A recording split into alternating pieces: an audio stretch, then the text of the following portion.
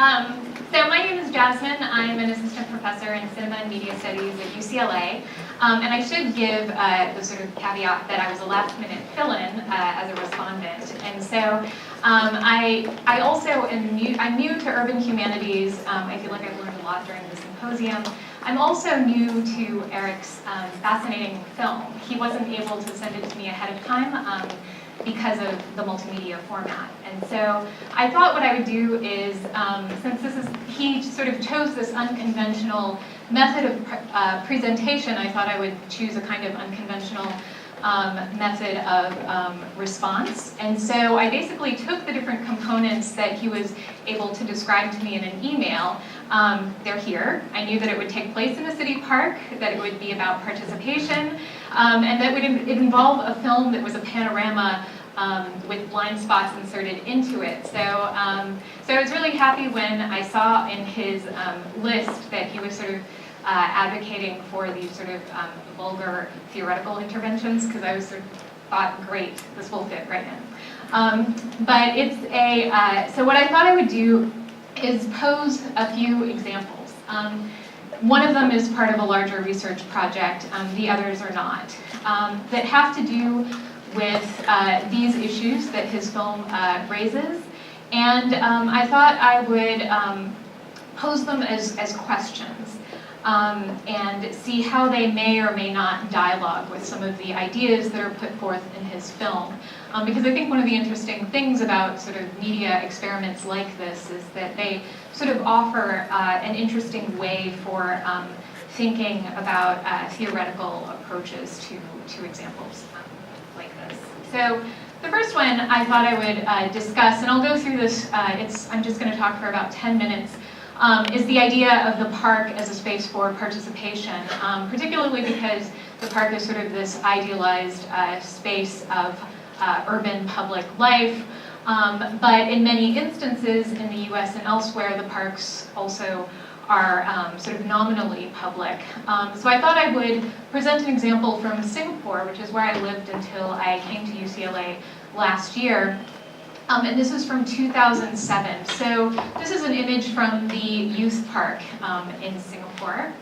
And in 2007, and I also hesitate to sort of raise Singapore as an example, because I also don't want to sort of trot out cliches about Singaporean sort of authoritarianism and illegal bubblegum and high fees for littering, but I think it's an interesting sort of example for using the park as public space. So here you have this sort of henchman that was circulated online.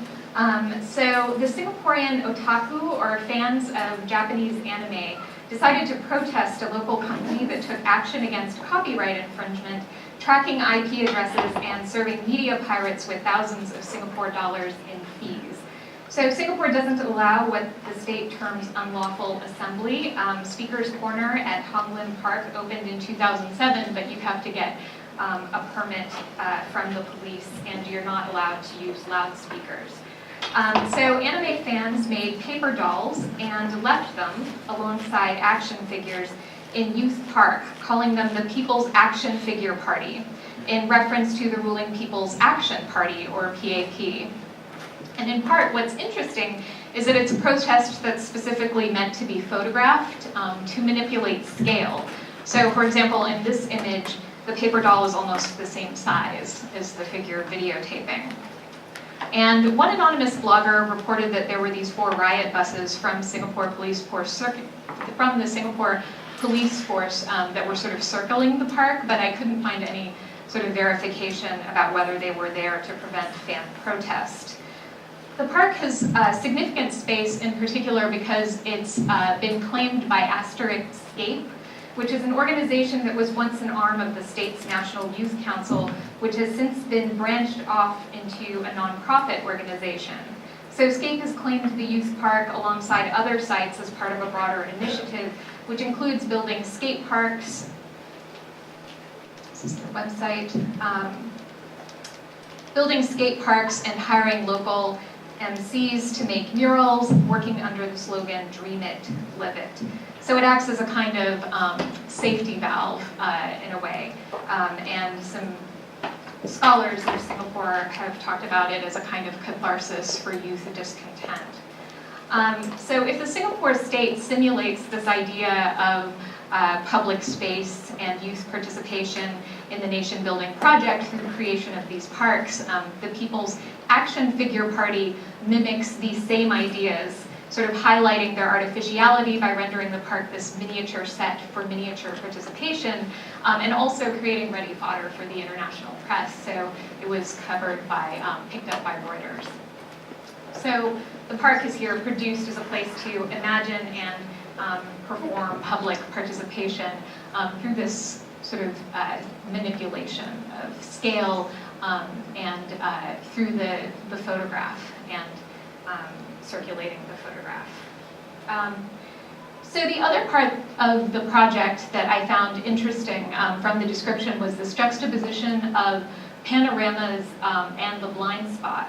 So as I'm sure you all know, the idea of the panorama is a historically it's this 360-degree cylindrical painting that positioned the observer at the center. And so media theorists like Anne Friedberg and Oliver Grau have argued that the panorama was a device that gave the viewer a visual journey. So it presented these places in distant time and space, and it was considered for a time a substitute for the grand tour. Its most common counterpart in contemporary terms, this is a two-level panorama, is probably the IMAX and other forms of sort of large-scale blockbuster cinema. And so the IMAX has a similar kind of spectacular realism, combining the tenets of visual excess with ideas of immersion and referentiality. So in its ideal form, this kind of media renders the technology invisible and allows, as the marketing rhetoric implies, a kind of seamless continuity between image and viewer.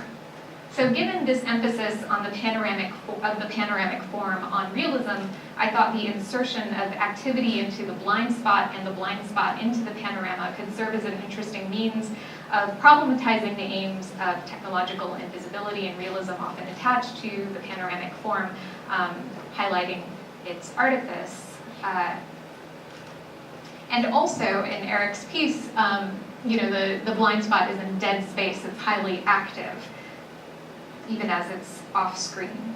So given its emphasis on the invisible activity occurring just out of sight and off-screen space, I thought the idea of the blind spot may offer interesting ways to think about participation in terms of hidden media labor, which doesn't figure into discussions of the relationship between media and participation. So I thought I'd offer two examples of what might be viewed as ancillary media labor occurring just off screen. So the first one, some of you may have seen this film, is from the Hollywood blockbuster The Bourne Legacy, which shot on location in Manila, Philippines, and was one of the few times that the city had appeared in global cinema as itself.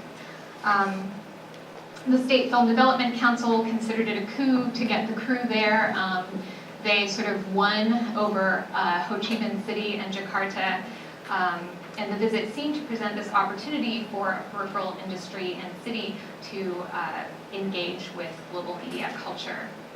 So the epic motorcycle chase that closes the film looked like these images, spectacular and realistic, in part due to the conventions of the Bourne franchise, which the directors describe as being shot in a sort of reportage style. But just off screen, you have the Hollywood film's collateral impact, as traffic on a major thoroughfare was delayed for days and days, which enraged many trapped motorists. More importantly, the informal vendors who used the streets as workplace missed valuable opportunities for income, lamenting that they weren't offered work on the film or given any kind of compensation. So one way to think about these images might be in terms of the spectacular realism of the panorama, the technical precision of the Hollywood blockbuster images, a foreign cityscape that the directors describe as raw and gritty, and the blind spot of participation, the ancillary labor that's affected and left out of the production occurring just off screen. And just briefly, I thought I would also point to a second example, which is based on my work in feminist media development in Asia Pacific. So a lot of the discourse, of course, about participation, I think Eric used the word sort of facile to describe it, is about the links between social media and sort of participatory democracy. And one of the projects that I worked on looked at some of the shortcomings and short-sightedness of viewing new media as a kind of panacea for participation. Because in this 5-country study, what we found was that ICTs like the internet and computers were actually the least accessible and the least effective for empowering grassroots women. And radio was the most effective, so not something that's sort of new and glamorous, but there are very specific reasons for why it was able to reach communities in particular ways. And another sort of off-screen activity that we should consider when thinking about new media and its sort of popular discourses of its links to participation are the sort of offshore labor that keeps it in place. So this was a story that Adrian Chen wrote for Wired a few weeks ago, which some of you may have encountered, about BPO offices in Manila, Philippines.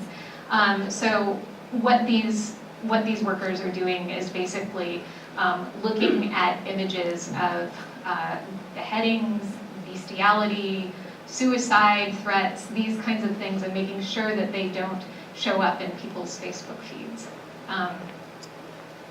So things like this. And the outsourcing firm that runs this is based here in Santa Monica, Cascas. So I wanted to raise these examples as possible points of departure for thinking about Eric's ideas about blind spots and the condition as a kind of condition of possibility for public space. And I think with that, I'll open it up to questions.